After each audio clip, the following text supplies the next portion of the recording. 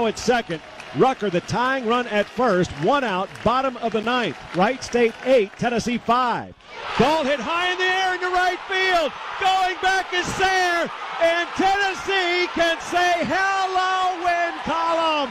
A grand slam in the bottom of the ninth. You can't draw it up any better. The songs how like me, poets at an arcade, soaking moonlit falls on broken plastics in updated orb that we call home, and it's night and I'm alone and I'm alive.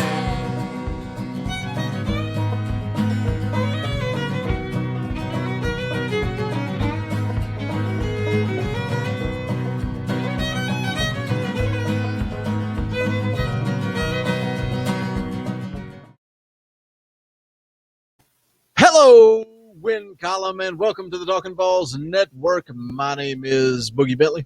And my name is the Indie Kid. I had to jump in and get some of the glory from last night. What a epic video for you to be able to make. I'm watching local collegiate wooden bat league baseball where nobody makes solid contact. Nobody can put the ball in play. Just a long night. It was a fun night, but a long night of baseball, only to witness that grand slam in my car on the drive home. So I had to soak it in, get that call in. But this is your recap for the NCAA Knoxville Regionals. We're keeping you guys up to speed. We're going to bring you 3 hours of baseball in about 10 minutes. Look, the reality is the Vols were on cruise control tonight. They took care of business and set themselves up with what I think is a perfect opportunity to advance to a super regional, which they will more than likely be hosting inside of Lindsey Nelson Stadium. But as always, before we get into it, guys, do us a favor. Go down below the video, smash that like button. Just press that little thumbs up. We would greatly appreciate it. It plays to the analytics. It sends this video out to the masses. It grows the channel. We would be very appreciative if you would do that. Also, if you're new here, welcome. Go ahead and subscribe. Click that bell for notifications. You won't miss out when we go live, which, speaking of live, tomorrow night, immediately following the game, we're going to go live. We're going to kind of recap the weekend. Hopefully the Vols take care of business. We'll be able to celebrate. But let's get into it. Like I said, 10 minutes to summarize 3 hours of baseball. Tennessee scored 7 runs on 5 home runs in the first 3 innings. Liberty did find a way, though. They found a way to kind of climb back into it, bottom of the 6th. 3 unearned runs. Nobody hurt tonight. But Indy Kid, when you make mistakes like that, you give up 3 unearned runs in the 6th inning. When you're playing a team like Vanderbilt, you're playing a team like Arkansas, they're going to make you pay for it. Today it didn't matter. Tennessee has to clean that up if they're going to advance, go through the super regionals, and make it to the College World Series. Yeah, they for sure they've got to clean their defense up. There was some sloppy stuff last night as well, but you had the Rucker era, and then the Beck, that third run, that should have never happened, man. He got sloppy trying to field that ball, a hard hit ball to right field, and it goes to the fence right there. Yeah, that can happen. And I like the fact that Vitale had a short leash with Cannell tonight. Cannell hasn't had it much late, and he didn't have it tonight either. And after a couple looks back to second base, that was it. He was out, and Sewell finished it. But that's the biggest thing, man. This team has got to clean up their defense, and they've got to clean up their base running. It wasn't any base running issues tonight, but last night there was. The thing about Jordan Beck that's frustrating is, I'm jotting down some notes early in the game, and second inning, a guy tries to extend a single to a double. Jordan Beck guns him down, just absolute cannon from right field, guns him down at second base, saves a run, and gets out of the inning. And even Luke Lipsius flashed some leather early in the game, think third inning with 2 outs. He made a nice play. Liam Spence made some nice plays. At times they look great in the field. And at times, like you said, Jordan Beck, you cannot let that happen. And a team like Vanderbilt, Arkansas, they're going to make you pay for it. You got to clean that up moving forward. Blake Tidwell on the hill tonight, goes 5 2/3 innings, gives up Well, I don't think he gave up any unearned runs. Wasn't every run he gave up unearned? I believe so. I believe all three were unearned. Yeah, you said unearned both. Yeah. All of them were unearned. Yeah. Tonight. They didn't earn any runs off of him. So he gives up 4 hits, 3 walks, 3 strikeouts. He did more than enough, especially you're out there with a 7-run lead that quickly. Just throw strikes, get guys out, take care of business. Kirby Connell comes into the game with 2 outs in the bottom of the 6th. Like you said, man, he struggled. He gives up a single that goes between Jordan Beck's legs, gives up 2 runs. All of a sudden, it's 7-3. You start to get a little bit nervous. Bottom of the 7th, Connell gives up a leadoff double, walks the guy, and Vitello has seen enough, and he brings Sewell into the game. The only thing, and I'm not questioning it, I feel like I have to defend myself anytime I say anything negative about Tony Vitello because he is such a good coach. He reacts on instinct. I love the guy. But it is an odd decision with a left-hander at the plate. You would think he would maybe roll with Connell for at least one more at bat. But anyway, it doesn't matter. Sewell comes in, gets a strikeout, an ejection, and a double play, and the inning is over. I think, based on that, we kind of wondered who's he going to go to, Heflin or Sewell as that third starter. I think this clears it up. Heflin's going to be on the mound tomorrow, but Sewell comes in and gets things done. Yep, and I had no problem when he pulled Cannell. He didn't have it tonight. I mean, the first guy faced knocks in 2 runs, which one of them shouldn't have happened, got out of the inning, and then he same thing, got in a jam. The next inning, went 1/3 of an inning, gave up 2 hits, 1 walk.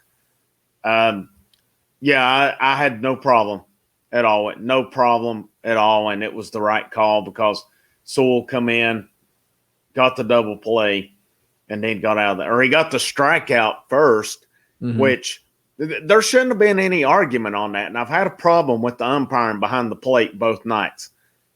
If it's not a perfect pitch down the middle, these umpires are not giving it to him. That was a strike 3, whether that guy swung at it or not. I don't care. It was barely above the belt. That is a perfect strike. There shouldn't have been any doubt, shouldn't have been any argument from Liberty's coach nor the batter about it. Whether you swung or you didn't, that's a strike. What pissed me off was the commentary team just absolutely going to bat for Liberty's head coach. And, it was a conversation that was going on in the Talkin Vols Facebook group. You can join us, search it on Facebook, just search Talkin Vols. It'll pop up as a group. You can join us. We like to interact during the games, and people were kind of talking about it and saying, should that coach have been ejected? Absolutely. Because he was not asking, they were trying to sell it that he was asking, was it a ball or strike? That does not take 60 seconds. He asked, was it a ball or strike? Then he was going to argue his opinion of whether it was a ball or strike. He 100% deserved to get ejected. The assistant coach, I have no clue what happened there when he came out to the mound. And it was almost reminding me of our old softball days together where sometimes we were on a short leash and got tossed real quick. So I don't know what happened there. Yeah, I wonder if it had something to do with when Durkee got the base hit that drove in 2 runs. The pitch before that, Liberty's pitcher was jumping up and down like that pitch was not even close.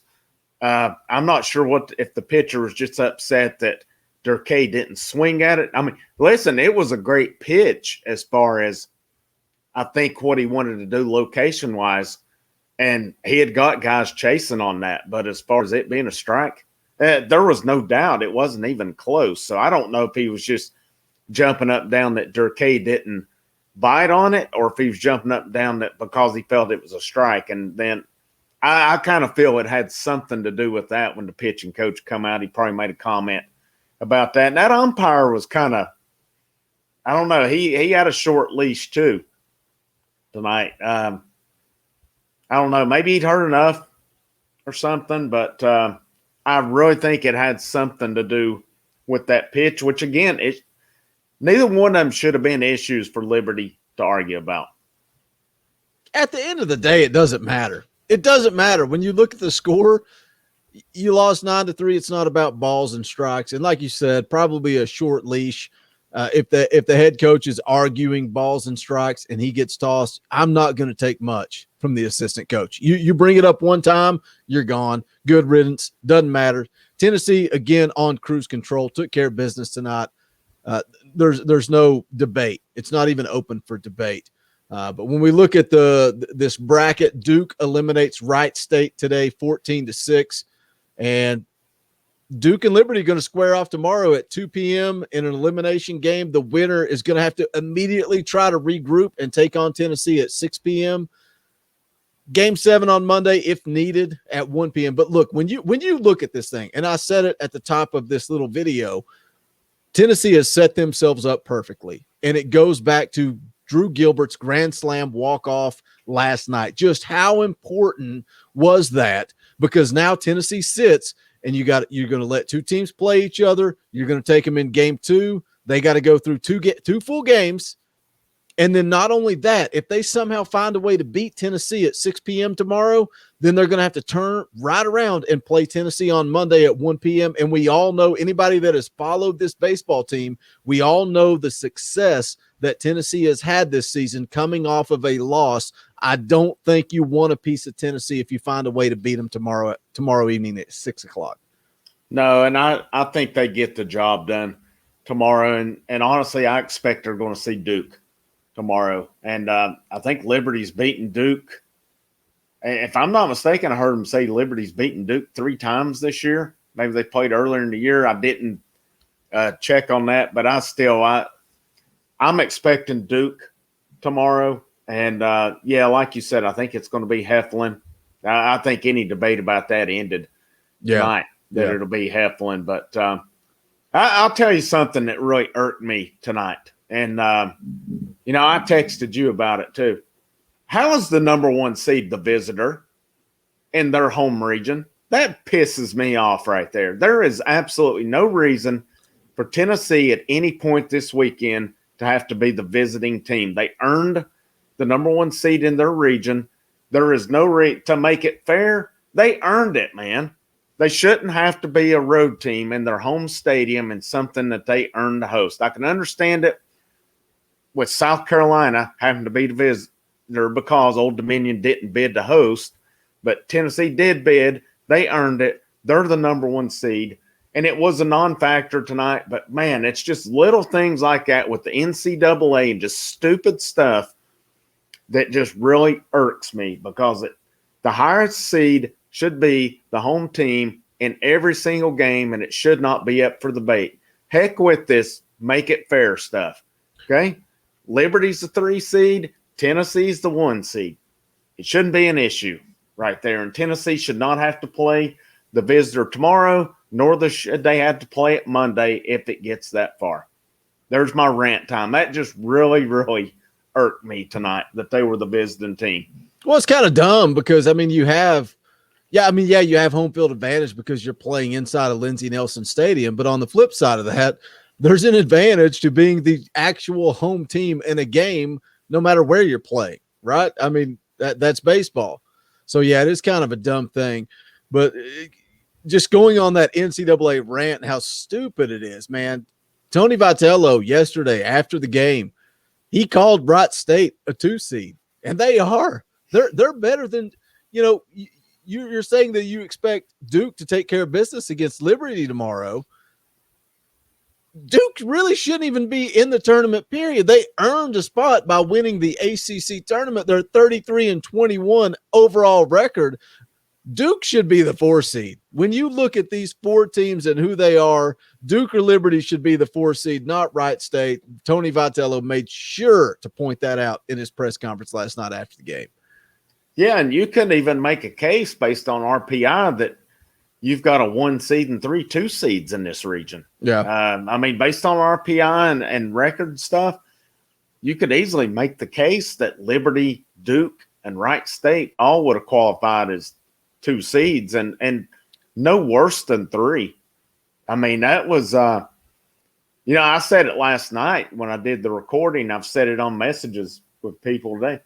I'm glad Wright State got put out. That is the team that scared me the most out of all of them. And And frankly, their coach overthought it last night and cost them the game because the Lukert kid that was the lefty through the 7th and the 8th, he was mowing Tennessee down. They should have never pulled him last night. Had they not pulled him, I feel confident saying Tennessee would have been playing the early game today, but they overthought it. And, I think, that had to be demoralizing for them to blow that game. They was probably not – I can imagine mentally, and Duke just hammered them today, but Wright State having to play as a 4 I think it wasn't fair to them. I look at Vanderbilt's region, and I always go on Vanderbilt rants. If none of you can tell, I absolutely cannot stand Vanderbilt. Their region's a joke. Nothing against Georgia Tech, Indiana State, nor Presbyterian, but Wright State, Duke, and Liberty are all three better than all those teams in that region. Yet they all, along with Tennessee, got put in the same region. Something's wrong with that. Vanderbilt is the Alabama of the college baseball world. That is what it is. Yep. When you got the Vandy Fund and all that stuff, it is what it is. But there's other regions too where the 2, 3, and 4, Wright State, Duke, and Liberty could smoke all three of them. And specifically Vanderbilt's region. That one's what bothers me the most because Tennessee finished ahead of them in the conference, finished ahead of them in the tournament, was ranked ahead of them in the national seeds and the polls, yet Vanderbilt gets a joke region right there. Or Tennessee, and again, maybe it's a case that, I guess we sit here and rant. To be the best, you've got to beat the best. And that's what if Tennessee can't beat these teams, they don't deserve to go any further. But still yet, it was an injustice of these other teams as well. Because who's to say if Wright State gets in one of these other regions, they couldn't make a run out of it. Sure, come out in super regionals. Yeah, absolutely. We're going to wrap this thing up. I just want to reiterate again how big that win was last night. I know, we're on here to talk about tonight's game against Liberty, but Tennessee on absolute cruise control. That game last night just set Tennessee up to take care of business, make their way to a super regional, which they should be hosting again, just to reiterate that as well. I think they're going to be hosting. And just to put you on the spot, as I love to do, I love to put you on the spot on this show. I'm assuming Tennessee takes care of business tomorrow. Again, a reminder, we're going to go live immediately following the game, win or lose tomorrow. Win or lose. If that game has to take place Monday, that's fine. We're still going to go live tomorrow immediately following the game. But I'm assuming Tennessee takes care of business. You're going to do a bracket breakdown once they advance to the super regional. Yes, and they are paired up with the Oregon region. So they're probably going, if they advance to the super, probably going to see either Oregon or Gonzaga. LSU pulled one out today to stay alive. I'm assuming probably Oregon and Gonzaga's playing maybe right now. Haven't looked at the score on that, but Tennessee will play the winner of that region. I think they'll have to probably fly across country and come to Knoxville, but absolutely, I'll definitely break that down. And again, I'll look at I went in depth on I really wanted to look at each team's strengths, and that's where I've said Wright State. Not to blow my own horn, but the one thing that stood out to me, and I said it again last night, and I said it when I previewed it, was Wright State's bullpen. They had minimal saves, which told me they had minimal high-pressure situations, and when it arose, they could not face it. So I'll definitely break down, the other team, whomever it is, their offense, their pitching, and everything like that. We'll definitely try to bring that in for you. So if you're new to the channel, make sure you go ahead and hit that subscribe button, click that bell for notifications. You won't miss out. Any kid's going to be breaking that down. We're trying to drop football content as anything comes up, and the Indie Kid also is keeping you guys up to date with basketball. Can't wait till this fall. Going to be a lot of fun. Post-game show is going to be a blast. Also, another way you can show some support to the channel, go to bonfire.com/store/Talkin Vols. You can pick up the official merchandise of the Talkin Vols Network, including this collector's item, which Vols JP is no longer a part of the show, but you can get that collector's item. We've got the Vol Hoops merchandise and my personal favorite, the Talkin Vols State Pride merchandise, old school logo merchandise, all that. Check it out. Again, bonfire.com/store/Talkin Vols. The link to all of that is in the description below. But again, the Vols take care of business today. We'll be with you guys live tomorrow following the game, probably around 9:30. So make sure you tune in for that. But for the Indy Kid, my name is Boogie Bentley. This is the Talkin Vols Network. Go Big Orange. Those songs howl like we poets at an arcade, soaking moonlit falls, unbroken past this inundated orb that we call home, and it's night and I'm alone and I'm alive. The dogs howl like we poets at an arcade, soaking moonlit